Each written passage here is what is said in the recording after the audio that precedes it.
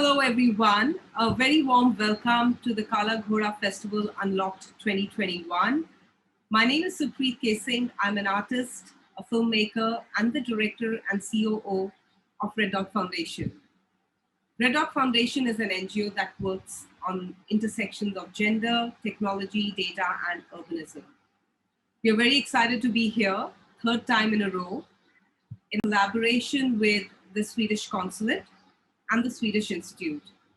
So what are we going to do over the next 45 minutes together in this workshop?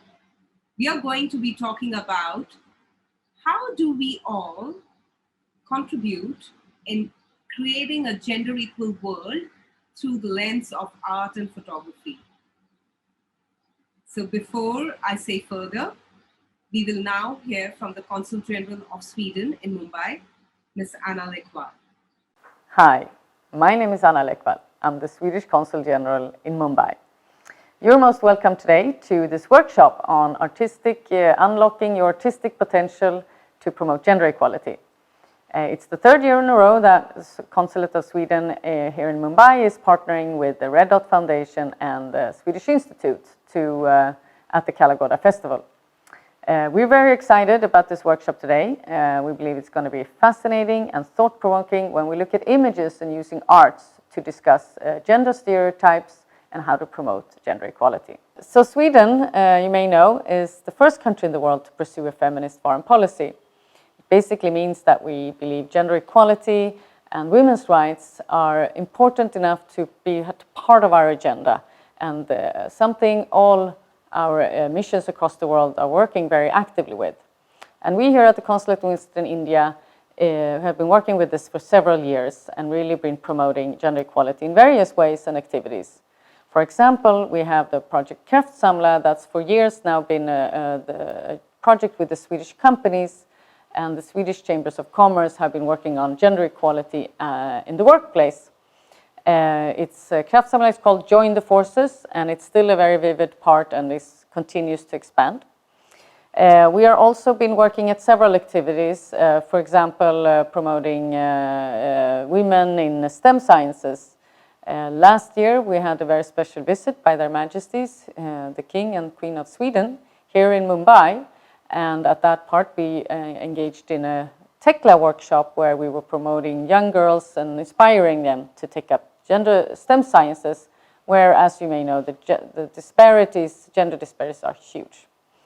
There are many activities. We've been doing lecture series as part of the Sweden-India Nobel Memorial Week on women in science. We have been working with Wikipedia here with colleges in Mumbai to strengthen the representation of women. We have been engaging with various colleges and universities across India discussing gender equality in many ways.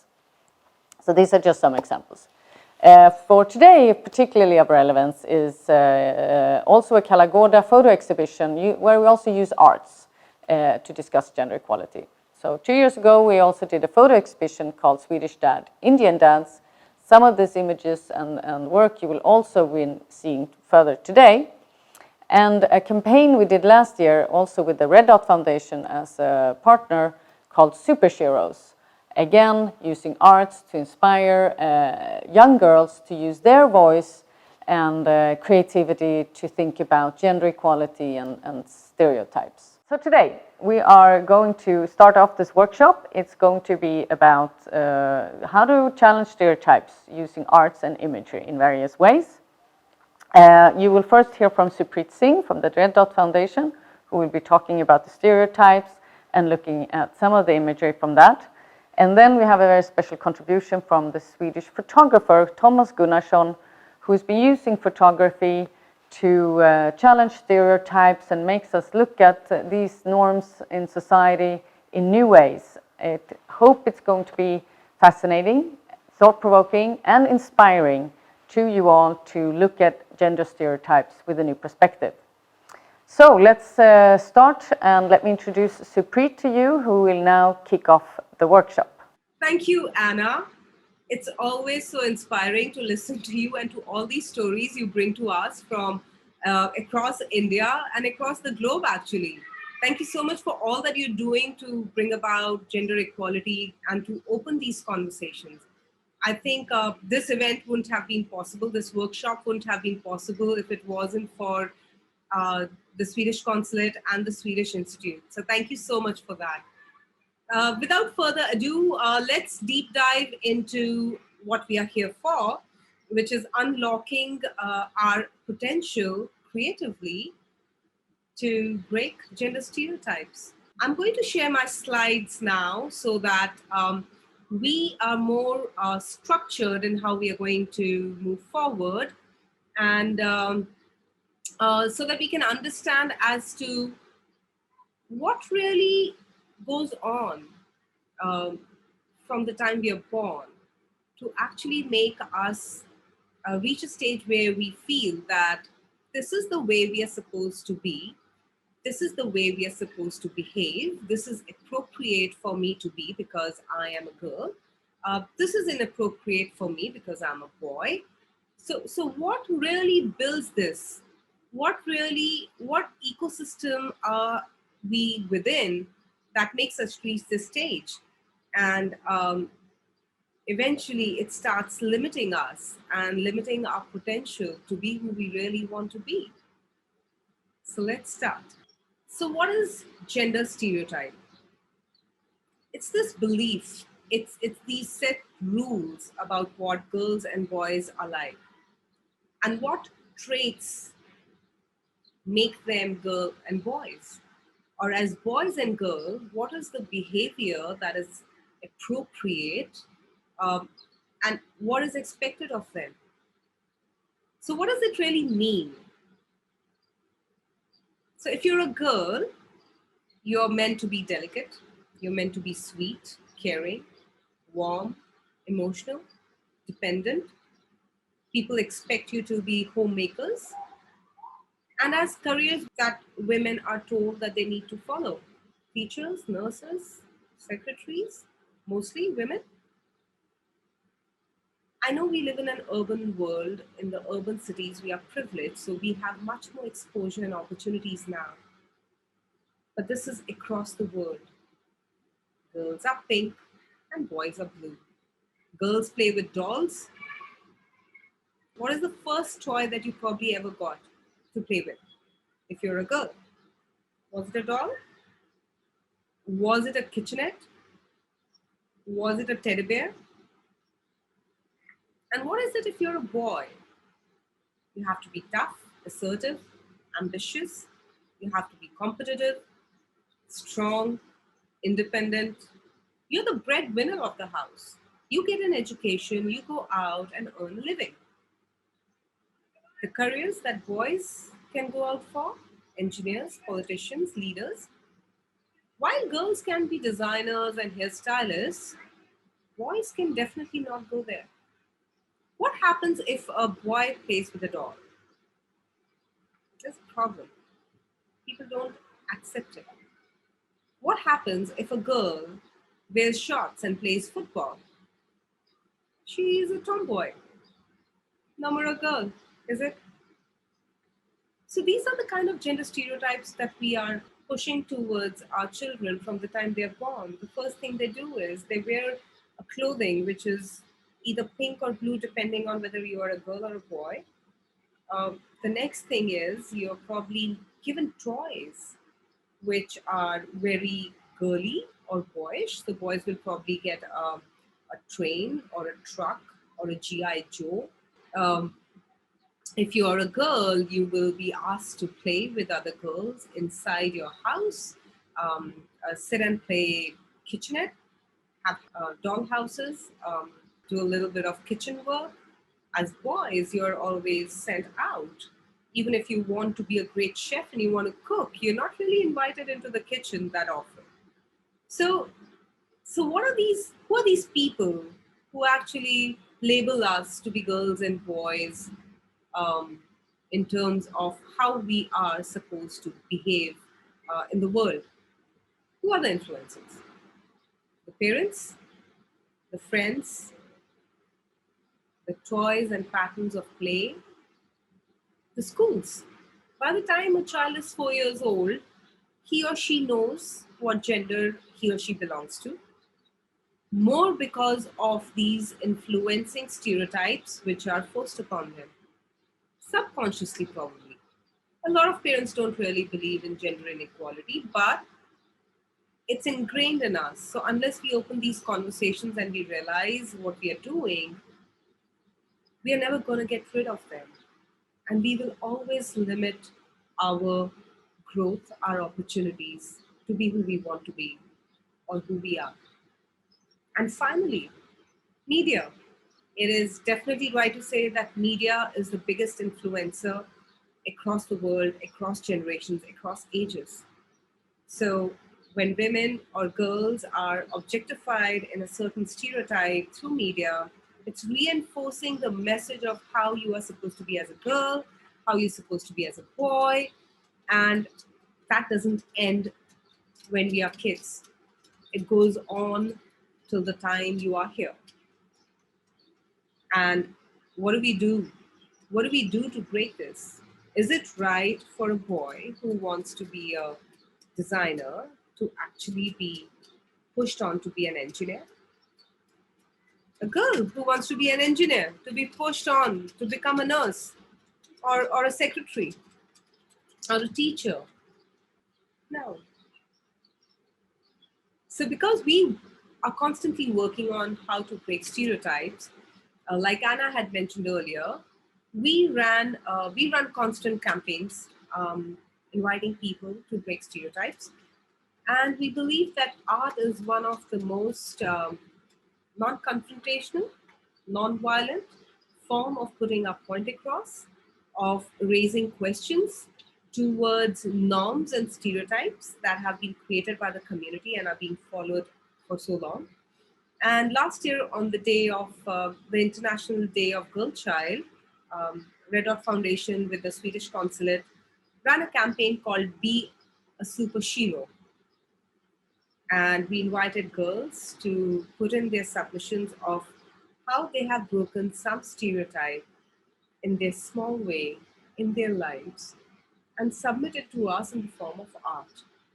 So I'm going to share some of them because they were inspiring and they were so exciting to go through. So this is SuperShero Vaishnavi. And she said girls can be blue, boys can be pink. Great start to this conversation that we are having. First art picture, and yes, it's true. Can't girls wear blue? Can't boys wear pink? I think we're seeing more of it now. We need more of it. This is Khushbu, and she sees girls as doing various things. Not only being a nurse or a homemaker who's making vegetables, but she's teaching, she's doing martial arts, and she's also a superwoman. Why can't she be all?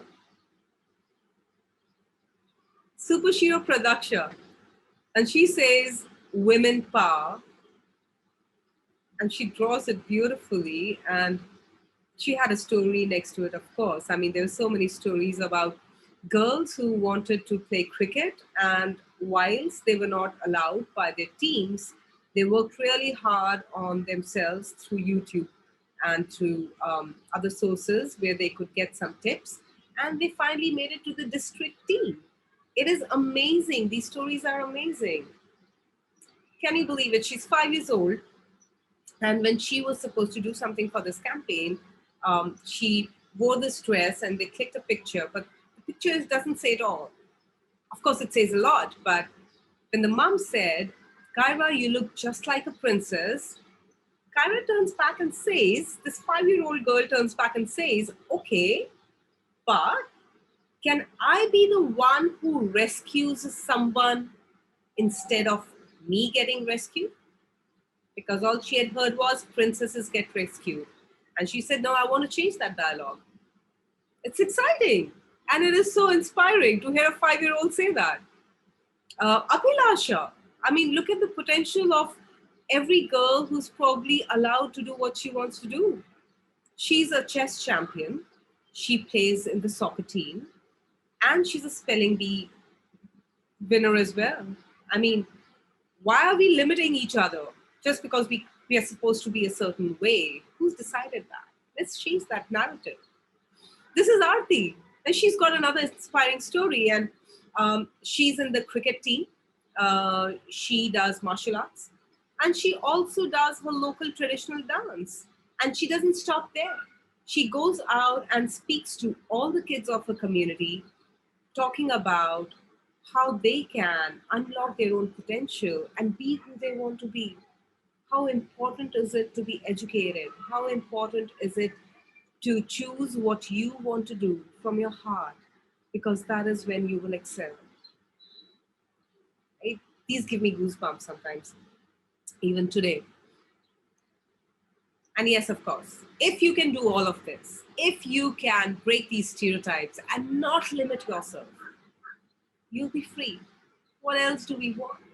As girls and boys, as children, as human beings, we need to be free to be who we are. So this is what the SuperSheroes had submitted to us, and I really wanted to share it with all of you because you could probably now see as to how art um, can actually put out a message for you to know that somebody out there is already breaking that stereotype for herself and is achieving what they want to achieve. And this is not the this is just a start. Let's go and look at some of the women who have really achieved so much in life. They have broken stereotypes. They have broken the idea of who should be doing what. Girls should be doing this, boys should be doing that. So women in India who are breaking stereotypes. This is Bachendri Pal. She's the first woman to climb the Everest. How many of us are ever aspiring to do that? I am. I hope I can reach there. Prema Rama, she's a bus driver in Karnataka. Of course, you all know Kalpana Chawla. She was the first woman to go in space. We are so proud of her, right? Mary Kom. Who doesn't know Mary Kom, who's the boxing champion? I'm sure a lot of you have seen the film as well. Brilliant. So inspiring. And finally, Chaya Sharma. She's in the police. She's a DCP, and she's the one who solved the Nirbhaya case. So what's next? All right. So this was all that I had to share with you. I wanted to lay the foundation for this conversation, and now that you know what gender stereotypes are, how does that really mold us into who we have become or who we become? To be like a girl, to be like a boy, and how some of the women are actually breaking these stereotypes, have broken it in the past, and how young girls are seeing art and seeing gender through the lens of storytelling in different ways. And now I would like to hear from Thomas Grisson, who's a photographer who calls himself the gender photographer because he uses his lens to break gender stereotypes. Over to you, Thomas. Hi, my name is Thomas Gunnarsson, and I call myself the gender photographer. I'm a photographer and journalist from Sweden who creates photo exhibitions, give lectures, and write guidebooks about how to challenge gender stereotypes. And why is that important? Well, because stereotypes can limit our imagination of who we can become. Images that we see every day in advertising, social media, movie posters, they often contain messages about how you're supposed to be, what you're supposed to work with, and what you can do in life if you're a man or a woman, boy or girl. So, but I mean, photography can also challenge these stereotypes, tickle our imagination of who we can become, and make the world a freer place for everyone. And this is a guidebook I've created about this subject. I created it together with a small city in Sweden called Gävle. And with the help of Swedish embassies all around the world, we have started to spread this project as a photo exhibition and guidebook. So before the pandemic hit, I was in China, Mexico, Russia. I would love to come to India and talk about this, but that will have to wait. The reason that Gävle, the little city in the middle of Sweden, wanted to do this photo exhibition and guidebook together with me was because they got criticized for images that they used in advertisements, on their webpage, in brochures. Actually, the first week that they used these pictures as posters in the city hall in city of Gävle, people called the communications director and said, "Have you seen these images yourself? Do you realize how these images put down young girls?" And he just sat like a question mark and was like, what have people seen now in these pictures that we didn't see? And then they called me. They had heard about the gender photographer, and they asked me for help to create a guidebook to avoid these kinds of mistakes in the future. And the first thing I did was to just pour out all these photos on a table, and using pens try to circle and draw arrows to the different stereotypes and different patterns you could see. And one very, very typical pattern is that men are active and women passive. You can see in these pictures that almost all boys and men are doing stuff, and almost all girls and women are passive. You can see women sitting, posing for the camera, taking it easy, or admiring men and boys who do stuff. And well, a typical image of an adventurous, brave boy who does dangerous tricks with his bike. Cool guys riding skateboards through the middle of the town, looking very tough. Another example of the same kind of image. And as a photographer, I think it's very typical that they missed that in the background you had two very cool girls riding skateboards. But you often repeat what you're used to seeing. So I think they put the boys in the center of this image, unfortunately. Because, I mean, if other girls are curious about riding skateboards and never see these girls in the background, how should they know that they're also welcome in the skateboarding society? This is also a typical image, boys being active, reading comics in this case, while the girls are just being passive, posing for the camera. The photographer more often interrupt girls and women and ask them to pose, or, I don't know, look cute for the camera, while boys and men can just do stuff. The only active girl in all of the summer pictures from the city of Gävle, she carefully pets a horse. So not very active. She's not actually doing a sport. She's just petting an animal carefully. This image looks like, for me, it looks like an image from the 1950s.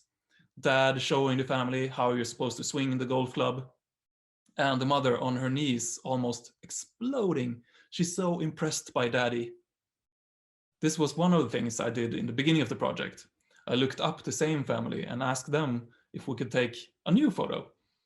And I let them play bowling instead and took the picture when it was the mom's turn to throw the bowling ball. And I call this doing a gender renovation to show a bit more of a modern picture, because, I mean, in reality, men and women are active, not just men. Girls also ride motorcycles, for example. Of all the pictures they showed of active, sportive guys, couldn't they have shown Fanny also, who competes in road racing? Alma is another kid that I decided to photograph for this project. She plays electric hockey. She has a disability that means that she has pretty weak muscles, but playing electric hockey, she's a star. I mean, I tried one of these shares and I could play it at gear 2 without crashing into the wall. And she drives at gear 5. For anyone who asks, why are images so important? I would say, you can't be what you can't see. We need role models. We need to see people who looks like ourselves in different positions or sports or professions to know that, oh, I can also do this. If you've never seen someone that looks like you in a certain position, the risk is that you don't even get the idea yourself to do that. And unfortunately, we have plenty of images that tell us who is supposed to do what in society. For example, if you open a morning newspaper in Sweden, you can still see pictures like this. The headline says, Swedish bosses are good at giving praise. And in the image, you can clearly see who's expected to be a boss. White, older, man, married, coffee drinker, suit wearer. It's like they had an informal cliche checklist and were like, check, check, check, check. And this is yet another example from the city of Gävle, a catalog they did for kids choosing high school program. You can clearly see who's expected to want to study at the construction program, and is expected to choose the children's and leisure program to become a preschool teacher, for example. And I think it's extra sad in this case because most people working as construction workers or carpenters are men. We already know that men can become carpenters. We already know that women can become preschool teachers.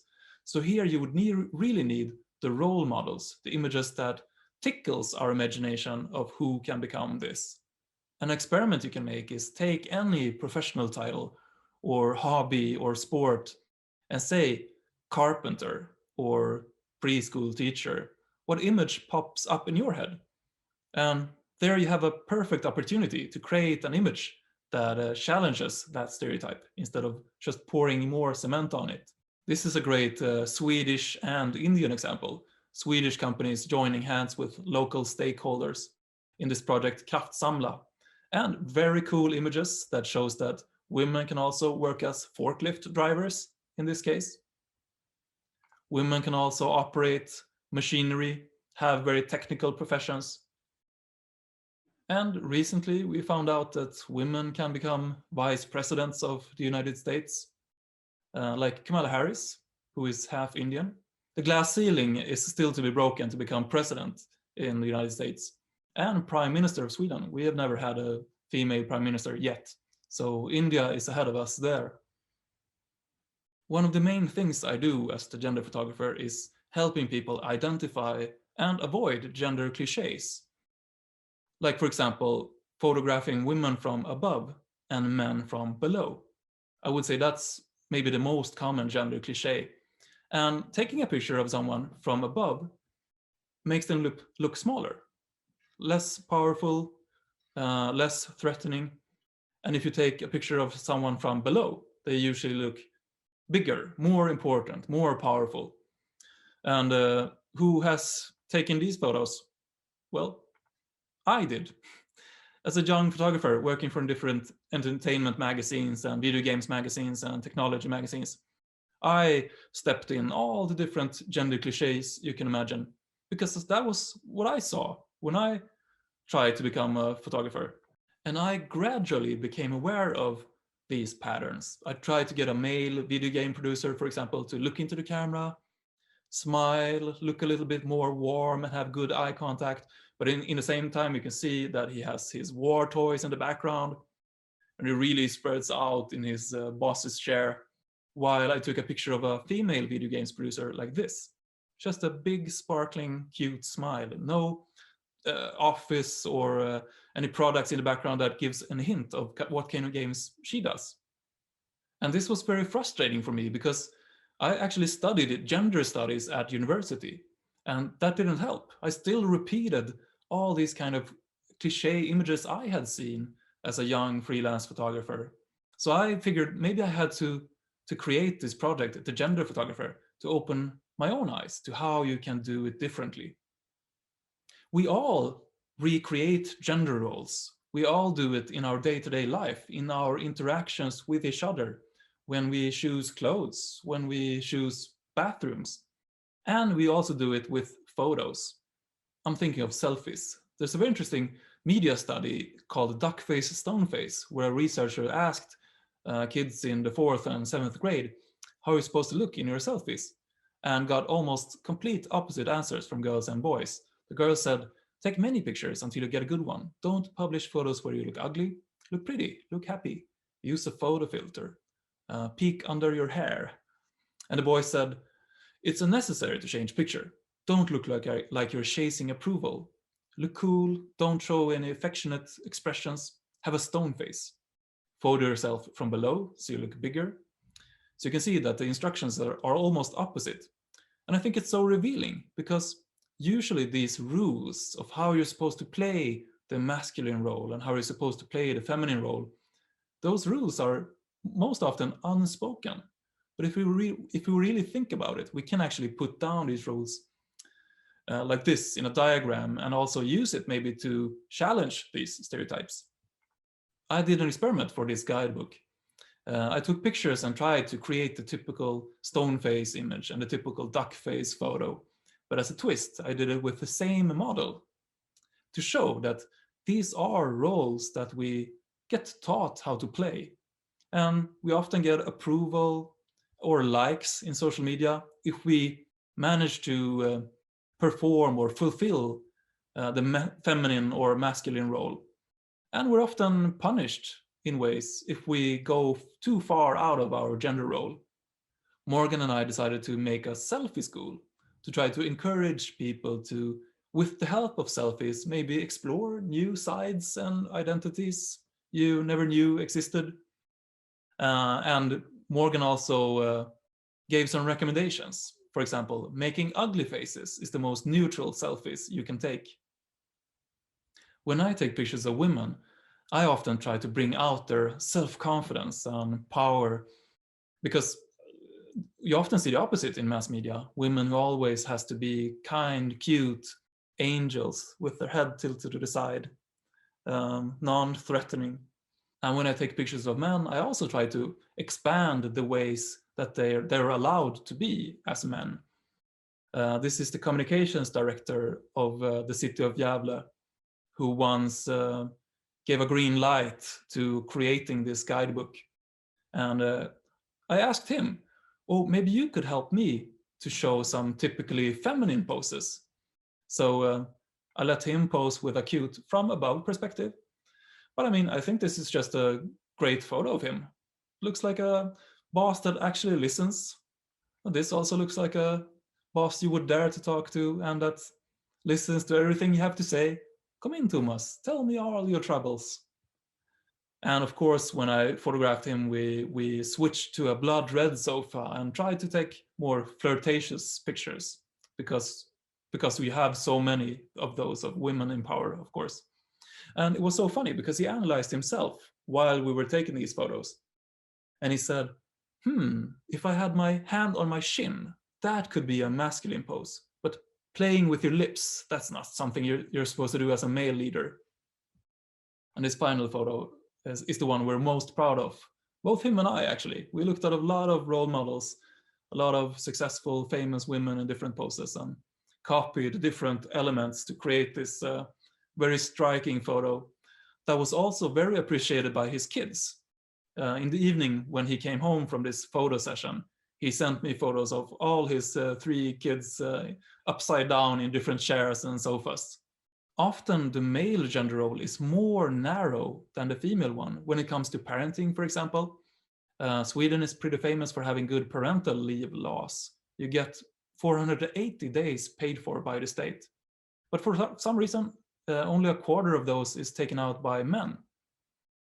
And Sergio here in the picture, he said that when he and his wife was expecting their son Almar, no one even asked him if he was going to take any parental leave. And no one even asked him how he felt about becoming a father. So I think taking pictures like this, for example, showing a more close and nurturing and present fatherhood ideal, that could also be expanding a gender role. And notice that they're standing in front of their beard and mustache tree. There are mustaches and beards instead of leaves on this tree. A previous project that the Consulate of Sweden in Mumbai did was Swedish Dads and Indian Dads. Swedish Dads is a photo exhibition by a Swedish photographer called Johan Bävman, and they commissioned an Indian photographer, Avinash Gowarkar, to create pictures of Indian dads on parental leave. And I think these pictures are just wonderful. Very present, nurturing, cute dads helping to clean the dog.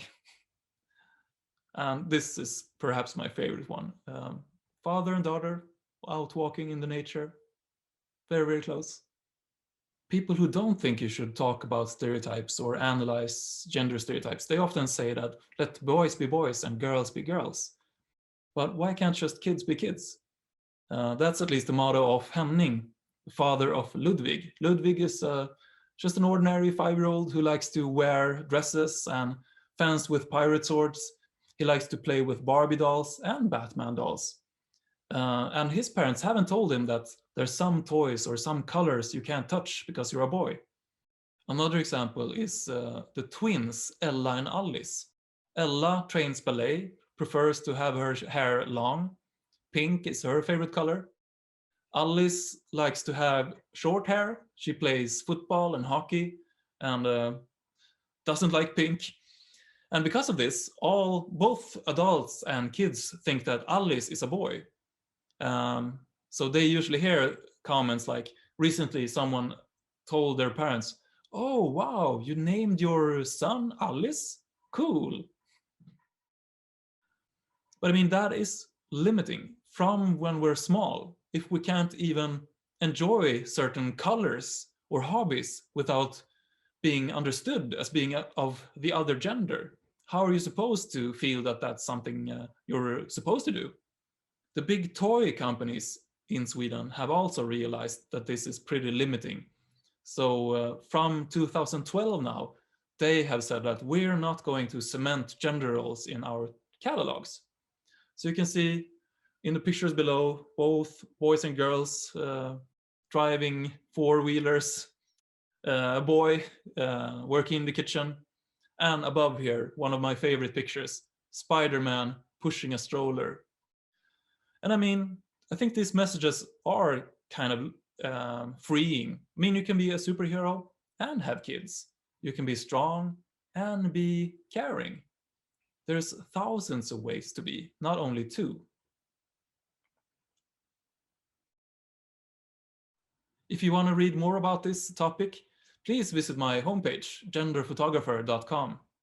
Thank you, Thomas. That was wonderful. And every time I see your pictures and go through your stories, I learn something every time. And I'm sure all of you have also taken something back, have learned ways of how you can use art to break stereotypes and to maybe capture a story that you have experienced and use to break stereotype in your own life.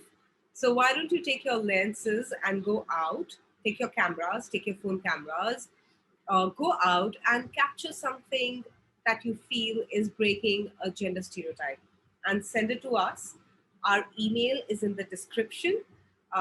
Please write to us. We would love to hear your story. But before we close for the day, we have a very, very special person here. This is Mahi, and she has written, composed, and sung this song for all of us. Over to you, Mahi. My name is Mahi Menon and I am a superhero.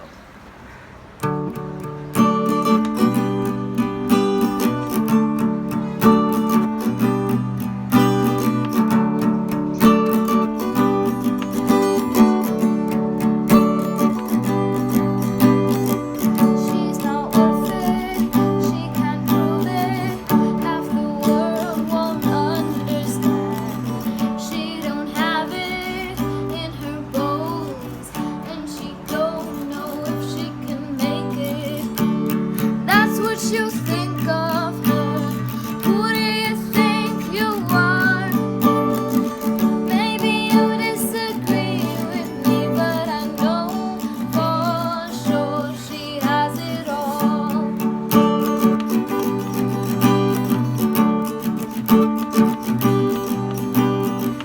We're all worth it, we can prove it, we have the evidence right here. We all have